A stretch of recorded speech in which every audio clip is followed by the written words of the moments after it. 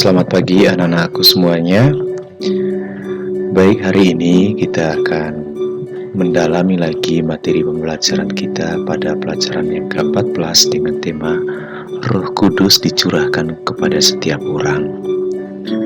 Setelah sebelumnya kita sudah mempelajari materi yang berkaitan dengan Roh Kudus, yakni Roh Kudus dicurahkan atas para rasul. Baik anak-anak semuanya, sebelum memulai kegiatan pembelajaran kita hari ini, mari kita awali dengan doa pembuka.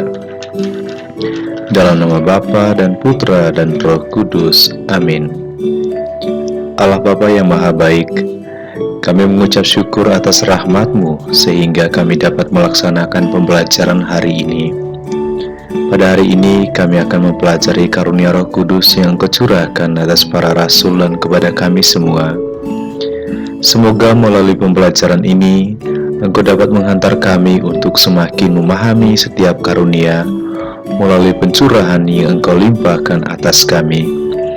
Demi Yesus Kristus Putra-Mu Tuhan dan Pengantara kami, yang bersatu dengan Dikau dan Roh Kudus, hidup dan berkuasa kini dan sepanjang masa. Amin. Dalam nama Bapa dan Putra dan Roh Kudus. Amin. Baik anak-anak semuanya, pada pertemuan kali ini kita akan bersama-sama memulai dari sebuah pemikiran dasar yang berawal dari perintah Yesus kepada murid-muridnya.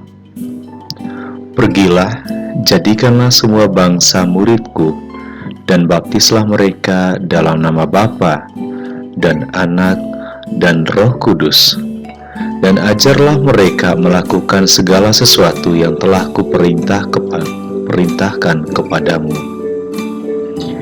Anak-anak semuanya, dengan demikian pada perintah ini mengartikan bahwa setiap orang yang dibaptis dalam nama Bapa dan Putra dan Roh Kudus itu dianugerahi Roh Kudus. Maka Roh yang dikaruniakan itu mempersatukan setiap orang yang dibaptis dengan Yesus dan juga dengan Allah. Nah, Roh Kudus itulah yang merupakan penghibur dan penolong bagi setiap orang.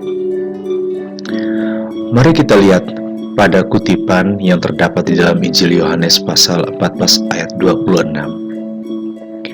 Tetapi penghibur, yaitu Roh Kudus, yang diutus oleh Bapa dalam namaku, Dialah yang mengajarkan segala sesuatu kepadamu dan akan mengingatkan kamu akan semua yang telah kukatakan kepadamu. Inilah buah kuasa yang dicurahkan Allah kepada kita semua. Roh yang dicurahkan Allah kepada kita senantiasa membawa banyak berkat. Oleh karena itu, kita semua juga harus bersyukur bahwa kita dikaruniai Roh Kudus.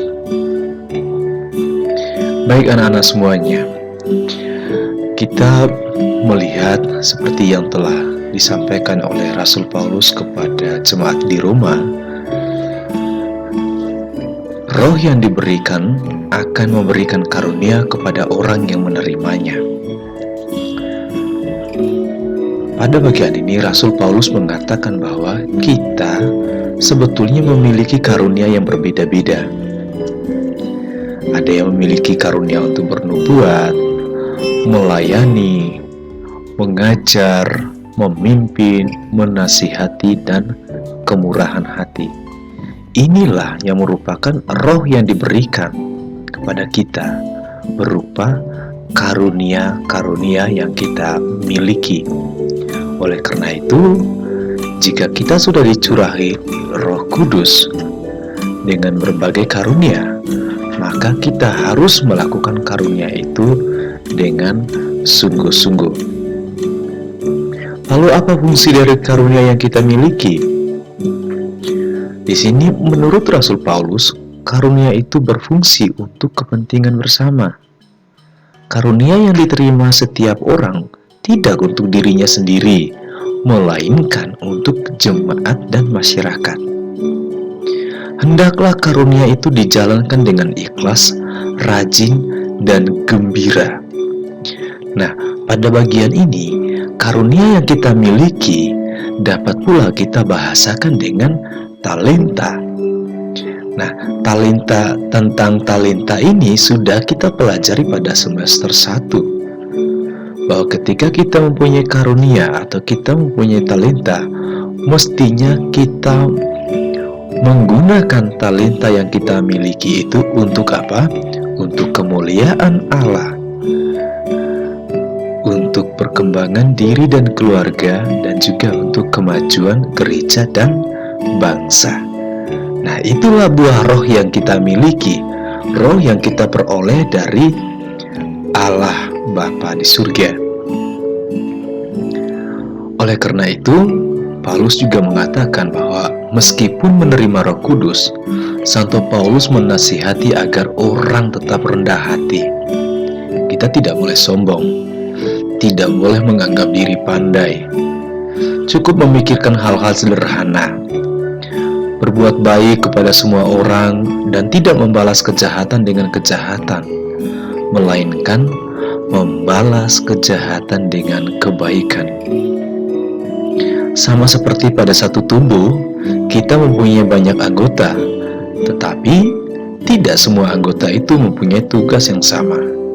Demikian juga kita, walaupun banyak, adalah satu tubuh di dalam Kristus, tetapi kita masing-masing adalah anggota yang seorang terhadap yang lain.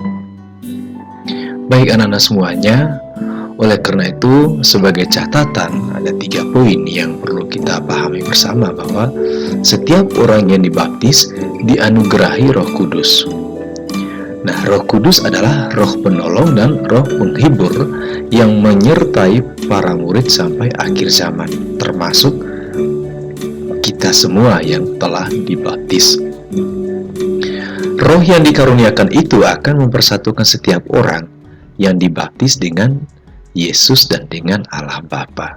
Tadi sudah pada dikatakan.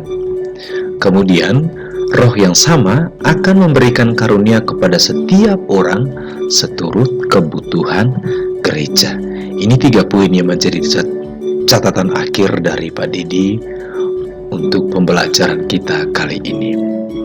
Oleh karena itu, sebagai tugas harian, silakan mengerjakan lembar latihan pengetahuan yang terdapat pada buku Jamrut halaman 31-32, khusus Romawi 1 dan Romawi 3. Sekian dan terima kasih. Tuhan memberkati.